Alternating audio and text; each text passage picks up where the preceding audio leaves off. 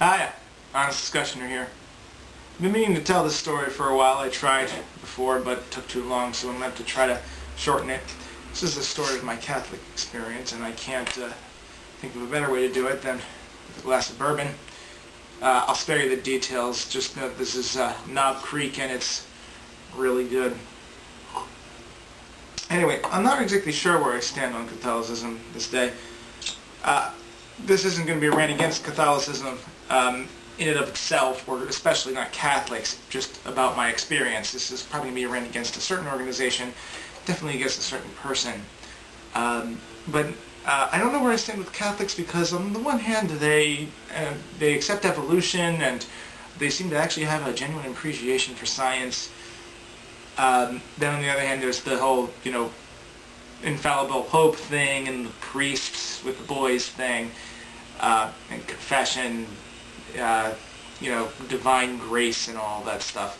So I'm not exactly sure where I stand, but anyway, let's actually talk about what happened to me. I don't know if I've mentioned this 20 or 30 times already, but I graduated with a BA in psychology. I would like to be a psychologist someday, but kind of difficult to get a doctorate, especially since my grades in college weren't stellar. I had a difficult time remembering some homework. I knew the stuff. I guess I had a little bit of bad memory. Anyway, I needed an intermediary job. I needed something else to fall back on, something that, wasn't just going to be this thing I did on the side, something that would be there if psychology didn't work out and that I could build a career on as well. Kind of like a second choice in case I couldn't become a psychologist. And I picked teaching. Thought, I'm good with kids. Kids really love me, which is kind of ironic talking about that in a video about Catholicism. Ching. Anyway, in all seriousness, I really did want to become a teacher. I thought it would be really great. There's tuition reimbursement if I ever wanted to further my education. It's a very stable job, and I think I'd be good at it. So there was one place called, I'm not going to tell you, let's just call it the university, which had a very good reputation with education. As far as education, I mean education training teachers. I didn't happen to be Catholic. Now, I was already an atheist at this time, and I wasn't exactly excited about that aspect, but that didn't matter. I wasn't going to be going in here to debate anyone. I wasn't going to be causing an uproar. I actually, my entire time at the university, I never mentioned religion once at all. So it wasn't about that, but still, did feel a little bit uncomfortable. But it was close by, and it had a good reputation. So I thought, why not? I'm sure they're not going to be grilling me about my love of God or not. Anyway, so what happened was, I met this wonderful lady named Sister, still not going to tell you any names. Let's just call her Sister B for that reason up there. Anyway, she was the person who was in charge of the education program at the university. And she and I had a meeting to see if I would get in. I had excellent praxis scores. Praxis is kind of like the SATs for graduate courses.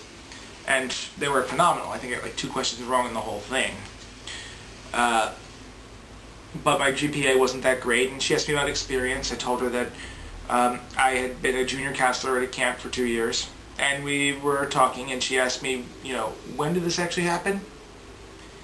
And I told her, it was in 7th grade, which is what it was. She wanted to know if I had experience. I told her I had, and later on she found out that it was when I was much younger, and she gave me this really fake smile.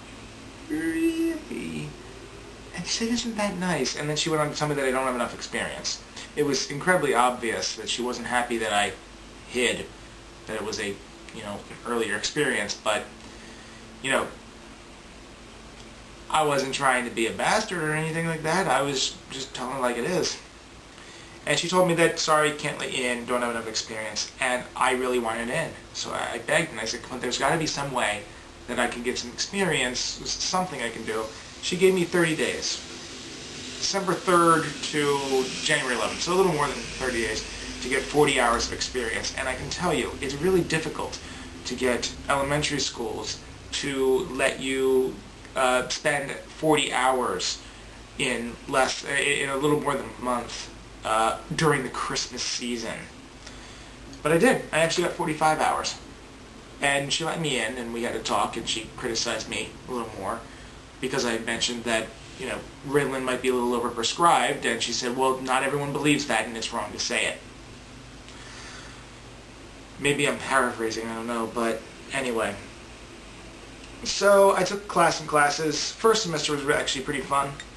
And everything was going relatively well, of course, until I took her class. Let's just say by the end of the class, not even by the end of the class, by a third of the way into the class, people actually had come to me and said, why does sister hate you? What did you do to her? She really had it out for me. And this was just the beginning, too. One problem was that I tried to, there's this thing called inclusion, where the idea is that every child is mainstreamed in the general education classroom. Special education is no more. If you're mentally retarded, physically handicapped, autism to the highest degree, you are in there with all of the regular kids.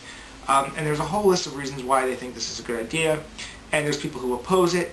I made a comment. I compared it to the abortion disagreement, saying that, the pro-lifers talk about how you can't murder babies, and the pro-choicers talk about how you can't take away a woman's right to choose.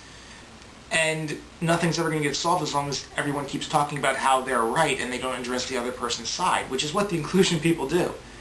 And this one person who was pro-inclusion flipped out on me for even mentioning that there was an argument against inclusion, that I would even insinuate that it wasn't anything but the most perfect thing in the world.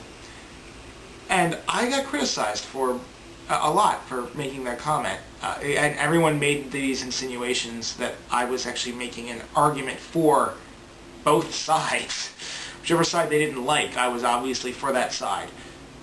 When I actually didn't make a suggestion at all. I was just trying to say that you're not going to get anywhere with the way everyone's discussing. You need to change the discussion. So that was one thing that she really didn't like about me, that